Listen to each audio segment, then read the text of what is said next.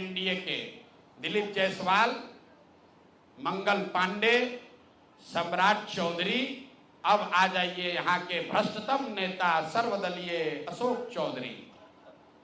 माननीय मुख्यमंत्री नीतीश कुमार के दाहिने हाथ, इनका हालत देखिए। ये तो आदमी पूरे बिहार में रिकॉर्ड बना दिया भ्रष्टाचार का।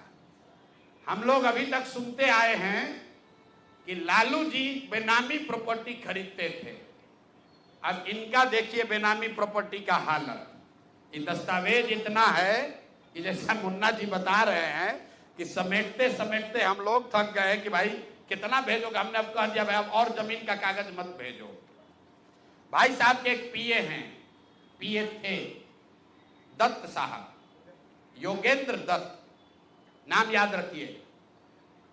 अशोक चौधरी के पीए योगेंद्र दत्त 2019 में, जरा कागज निकालिए, 2019 में अशोक चौधरी जी ने 34 लाख रुपया में योगेंद्र दत्त के नाम पर विक्रम में 1 एकड़ जमीन, करीब करीब 1 एकड़ जमीन, 0.7 एकड़, 23 कट्ठा जमीन इन्होंने खरीदा। 76 डिसमिल जमीन है जो 23 सवा 23 कट्ठा होता है, करीब करीब 0.7 एकड़। विक्रम में 34 लाख में जमीन खरीदा गया योगेंद्र दत्त के नाम पर, जो उस समय अशोक चौधरी के पीए थे। अब सुनिए इसमें कहानी।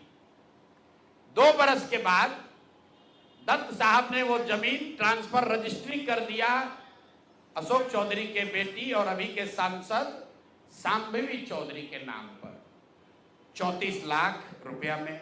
इसका डीड है, ये डीड आपको जारी करेंगे, आप देख लीजिएगा। अब इसमें नई बात, अच्छी बात क्या है, नई बात क्या है?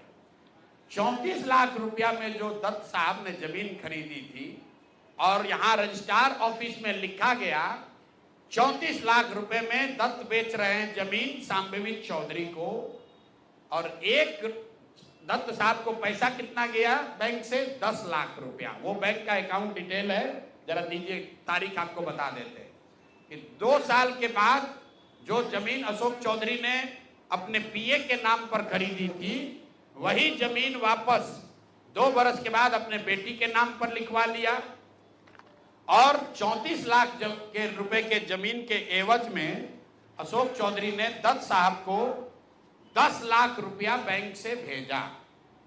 यहां तक भी बात ठीक है भाई, ये कह सकते हैं कि हम बाद में पैसा दिए होंगे। इसी बीच इनकी बेटी चुनाव लड़ने चली गई, तो इनकम टैक्स ने इनको नोटिस किया कि भाई आपकी जो प्रॉपर्टी है वो 34 लाख की है और बैंक में आप सिर्फ 10 लाख रुपया दिखा रहे हैं, बाकी का पैसा कहां है? तो 10 लाख जमीन इनकी रजिस्ट्री हुई है। उसके एक दिन बाद, तारीख नोट कर लीजिए, 20 फरवरी 2021 को 10 लाख रुपया इन्होंने अपने पीए के अकाउंट में डाला है। अकाउंट यहां पर डिटेल आपको दे देंगे, और 34 लाख रुपए का जमीन वापस इनसे ले लिया। जब इनकम टैक्स ने नोटिस रेज किया कि जमीन है 34 लाख का और अकाउंट में सिर्फ 10 लाख रुपया ही दिख रहा है, तो 4 बरस के बाद 27 अप्रैल 2025 को जमीन लिखवाया है 2021 में। इनका क्रेडिबिलिटी देखिए, जमीन रजिस्ट्रार ने लिख दिया, आप हम जाते हैं उनको खड़ा करके पूछता है भैया कहाँ है रुपया, कहाँ दिए? ये 19 में इन्होंने बेनामी जमीन खरीदी पीए के नाम पर, 21 में उस जमीन को वापस अपने बेटी के नाम पर लिखवाया। 10 लाख रुपया का ट्रांजैक्शन हुआ। जब इनकम टैक्स ने नोटिस रेज किया तो भाई साहब ने जान बचाने के लिए 27 अप्रैल 2025 को, मतलब बेटी के एमपी बनने के बाद 25 लाख रुपया दत्त को, मिस्टर दत्त को फिर इन्होंने बैंक से ट्रांसफर किया। तो मैं आपके जरिए अशोक चौधरी जी, जो अपने आप को महादेव का भक्त बताते हैं, हमको तो लक्ष्मी के ही भक्त ज्यादा दिखते हैं, महादेव के भक्त नहीं हैं, ये लक्ष्मी के भक्त हैं। अगर आपने 34 लाख रुपए की जमीन अपने पीए से अपने बेटी के नाम पर खरीदी तो उसका भुगतान क्यों नहीं किया? 10 लाख ही क्यों भुगतान किया? और अगर आप कहते हैं कि 10 लाख ही भुगतान तय हुआ था, तो फिर बाद में 25 लाख रुपया 3 बरस के बाद इनकम टैक्स के नोटिस आने के बाद क्यों किया? अब आपको हम एक छोटा सा केस बता रहे हैं, इसका वैल्यू 34 लाख है, लेकिन आपको ये इसलिए बता रहे हैं कि इनका मोडस ऑपरेंडी क्या है, क्योंकि उसके बाद अब जो आपको बताएंगे, ये भाई साहब पिछले 2 बरस में 200 करोड़ रुपया से ज्यादा का संपत्ति, 200 करोड़ रुपए से ज्यादा का संपत्ति अपने पत्नी, अपने बेटी, अपने समधन, उनसे जुड़ा हुआ एक ट्रस्ट, मानव वैभव विकास ट्रस्ट, इसके माध्यम से इन्होंने जमीन खरीदी है करीब 200 करोड़ रुपए का। और सारा डीड, एक एक जिस दिन का ट्रांजैक्शन है, वो सारा डीड आपको यहां पर, आप चाहे तो उसका फोटोकॉपी ले सकते हैं। मैं एक बात क्लियर कर लूं, यहां जो मानव वैभव विकास ट्रस्ट है, हमारे पास उसके खिलाफ सबूत नहीं है। हम ये बता रहे हैं कि जब इनकी बेटी का एंगेजमेंट हुआ है, उसके बाद से अचानक से मानव विकास वैभव ट्रस्ट जो है, जो कुणाल साहब के परिवार से जुड़ा हुआ ट्रस्ट है, और उसमें यहाँ के बड़े कुछ पदाधिकारी भी हैं, जियालाल आर्य बहुत ईमानदार व्यक्ति हैं, वो भी ट्रस्टी हैं। तो मैं आपके जरिए उनसे भी आग्रह करूंगा कि सर, आप तो जीवन भर ईमानदारी के लिए आपका नाम हम लोग जानते हैं, ये बताएं कि आपके ये न्यास के माध्यम से सैकड़ों करोड़ रुपए की जमीन कहां से खरीदी जा रही है, ये पैसा कहां से आ रहा है, ये पैसा कहां से आ रहा है? क्योंकि इस ट्रस्ट के ट्रस्टी जो कुणाल साहब की पत्नी हैं, उनके बेटे हैं, इनमें और अशोक चौधरी के पत्नी के बीच में डेली का बैंकिंग ट्रांजैक्शन का रिकॉर्ड हम लोग के पास है। तो मैं अभी सिर्फ इतना ही आपको बता रहा हूं कि पिछले 2 वर्षों में जब अशोक चौधरी की बेटी की सगाई हो गई, तो सगाई से शादी के बीच में 38 करोड़ रुपए की जमीन पटना में खरीदी गई है। टोटल 38 करोड़ 44 लाख 40 हजार इतने रुपए का तो चेक से पेमेंट हुआ है। चेक से पेमेंट हुआ है 38 करोड़ 44 लाख 40 हजार। 12/5/2022 को पहली जमीन ली गई 23 करोड़ 40 लाख 30 हजार में।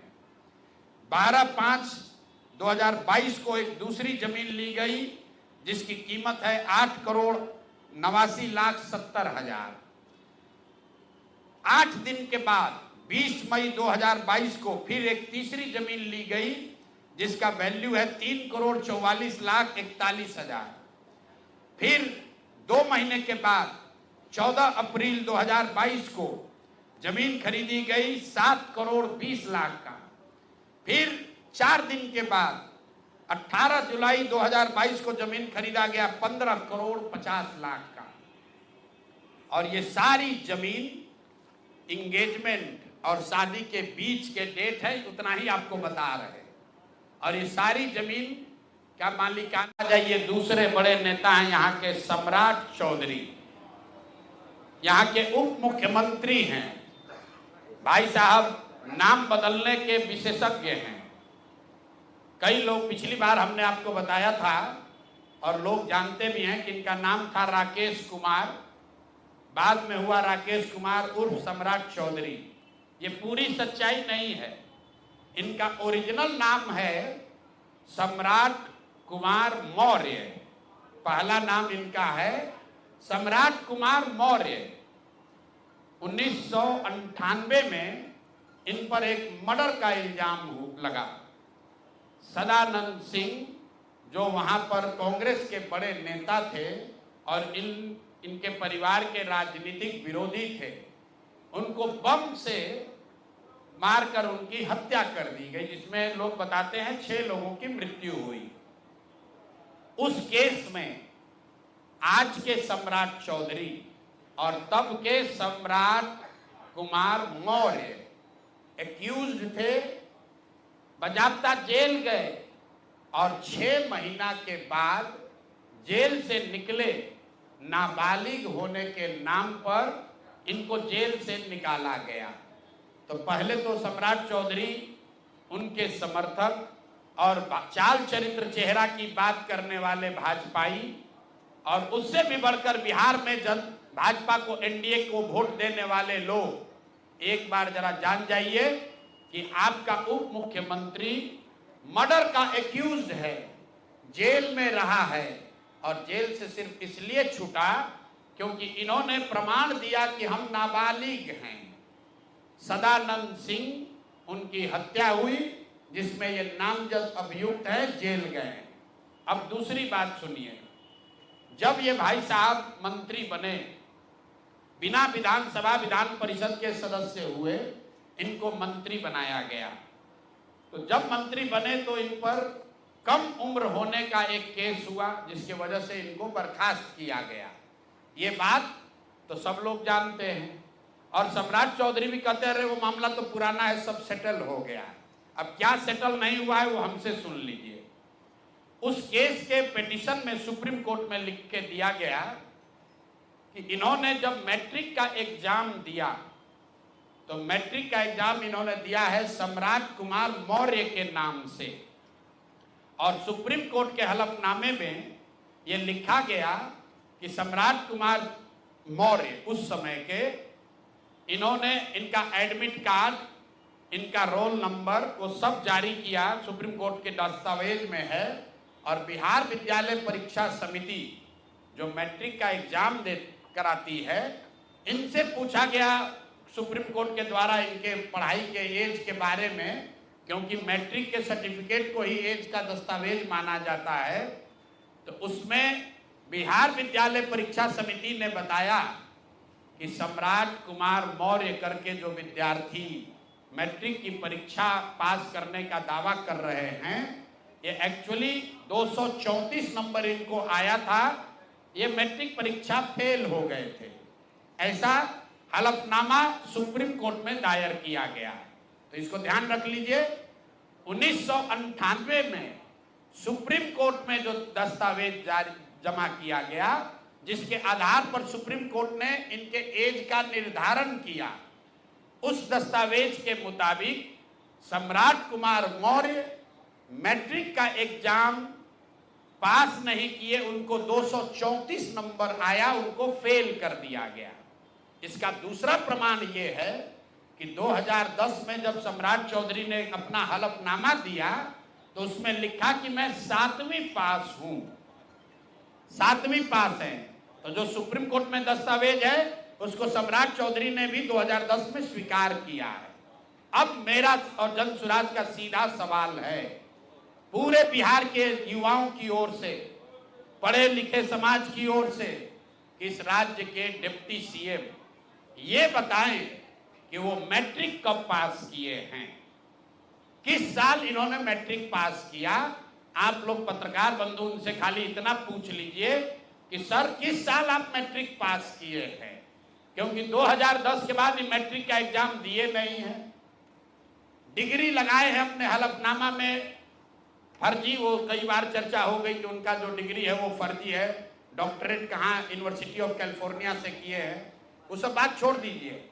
सीधा सवाल, सम्राट कुमार मौर्य जो जिन पर मर्डर का इल्जाम लगा, नाम बदलकर राकेश कुमार किया, वो राकेश कुमार जब अपने सुप्रीम कोर्ट के हलफनामे में कह रहे हैं, बिहार विद्यालय परीक्षा समिति ने कहा कि ये मैट्रिक का परीक्षा फेल कर गए हैं, इन्होंने खुद स्वीकार किया 2010 में कि 7वीं क्लास ये पास हैं, तो फिर ये मैट्रिक का परीक्षा कब पास किए हैं, यही सीधा सवाल है। ये बहुत बड़ा बड़ा लंबा लंबा फेंकते हैं, कभी मुरेठा बांध कर, कभी मुरेठा खोल के। ये आदमी इतना फर्जी है, ये मैट्रिक का परीक्षा पास ही नहीं किया। तो बिहार की जनता को ये जानकारी होनी चाहिए कि ये मैट्रिक भी पास नहीं किया है आदमी, और दावा कर रहा है कि हम डिलीट का डॉक्टरेट ऑफ लिटरेचर किए हैं यूनिवर्सिटी ऑफ कैलिफोर्निया से। आप बताइए कि बिहार में कोई अगर क्लर्क, कोई सिपाही, कोई अफसर अगर गलत डिग्री के साथ पकड़ लिया जाए, नौकरी तो जाएगी ही जाएगी, जेल भी जाएगा। ये आदमी डिप्टी सीएम है, फर्जीवाड़ा किया है, मर्डर के केस में जेल गया है, 7वीं पास होने का सर्टिफिकेट लिखा है अपने एफिडेविट में, और आज तक इलेक्शन कमीशन भी नहीं पूछ रहा है कि मेरे भाई तुम डिलीट कर लिए, मैट्रिक कब पास किए? क्या बिना मैट्रिक पास किए डिलीट कर लिए? तो ये इनसे सवाल है, आप लोग नहीं पूछिएगा तो इस बार जब हलफनामा लड़ने आएंगे चुनाव, तो इनका जो भी विरोधी होगा इनसे पूछेगा कि भैया मैट्रिक कब पास किया, उसका सर्टिफिकेट लगाओ। अपने चुनावी हलफनामा में भाई साहब 10वां 12वीं का बात नहीं करते हैं, सीधे बात किया कि हम ग्रेजुएशन किए हैं कामराज यूनिवर्सिटी से, जो है ही नहीं। उसके बाद कह दिया डॉक्टरेट ऑफ लिटरेचर कर लिए यूनिवर्सिटी ऑफ कैलिफोर्निया से। तो ये है हम लोग के नाम बदलू नेता सम्राट कुमार मौर्य उर्फ राकेश कुमार उर्फ सम्राट कुमार चौधरी उर्फ 7वीं फेल उर्फ यूनिवर्सिटी ऑफ कैलिफोर्निया से डॉक्टरेट ऑफ लिटरेचर करने वाले बिहार के उप मुख्यमंत्री, भाजपा के बड़े नेता। इनका देखिए चाल चरित्र और चेहरा, मर्डर के इल्जाम में जेल काट कर आया है। तो मेरे भाई भाजपा के जितने वोटर हो, आप राजद को कहते हो जंगल राज की बात, राजद वाले जंगल राज के लिए दोषी हैं, उसके लिए जनता ने उनको सत्ता से हटा दिया, लालू जी को जेल जाना पड़ा। और ये सब जो मैं रोज कहता हूं, कंबल उड़कर घी पीने वाले लोग, पहले राजद में था तो वहां पर भी गुंडागर्दी किया, और अब भाजपा में आकर यहां भी लूट मार कर रहा है, पूरे राज्य का स्थिति बर्बाद कर रहा है। अब आ जाइए मंगल पांडे पर। जैसा कि आपको बताया गया था, मंगल पांडे ने द्वारका में जब पूरे देश में कोविड का दौर चल रहा था, तो बिहार के स्वास्थ्य मंत्री घर खरीदने में लगे हुए थे। एक उसका किस्त मैंने आपको बताया था कि 25 लाख रुपया किस अकाउंट से आया, वो मंगल पांडे जी के ने पैसा दिलीप जायसवाल से लिया, और सीधे न लेकर पहले अपने पिताजी के अकाउंट में पैसा लिया, फिर पिताजी के अकाउंट से अपने पत्नी उर्मिला पांडे जी के नाम पर पैसा लिया, और उस अकाउंट से ही उस फ्लैट के मालिक को भुगतान किया गया।